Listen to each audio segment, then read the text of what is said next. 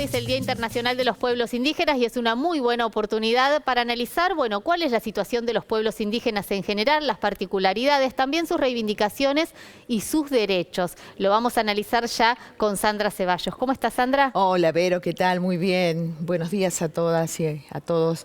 Efectivamente, hoy 9 de agosto es el Día Internacional de los Pueblos Indígenas del Mundo, en conmemoración a una fecha muy especial en la que empezó a funcionar el grupo de trabajo sobre pueblos indígenas dentro de Naciones Unidas.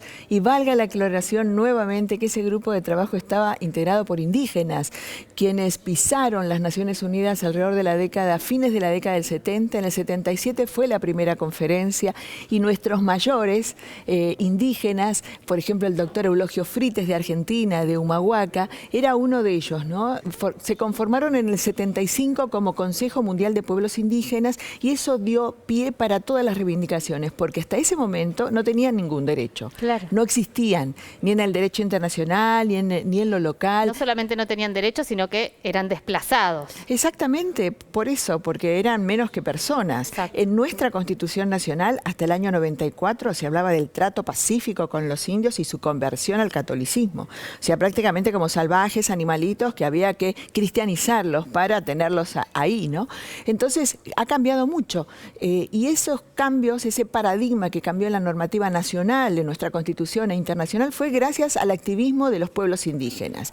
Con muchas dificultades, porque no todos pueden ir, obviamente, son muy pocos los que pueden activar, pero existe ese activismo, lo hemos mencionado muchas veces, respecto, por ejemplo, de soberanía alimentaria ante la FAO, están interviniendo, están llevando los saberes ancestrales, y hoy hubo una gran reunión virtual desde Naciones Unidas, poniendo sobre foco los saberes de las mujeres y el rol de las mujeres indígenas, su aporte a la cultura, su aporte en los casos de crisis, por ejemplo, que venimos de esta pandemia, una crisis global de la economía internacional, el aporte de ellas. Vengo de la cumbre de cambio climático, donde también se vio que ellos toman medidas para el cuidado de la naturaleza que son un aporte al mundo, ¿no? Exacto. Así que no tomamos en cuenta que hay casi 500 millones de personas que son indígenas en todo el mundo, en 90 países, que ellos cuidan el 80% de la biodiversidad del mundo y que luchan día a día para que se respeten sus derechos, porque la normativa está tanto en lo internacional, ya que se trata de derechos humanos, sus derechos son universales,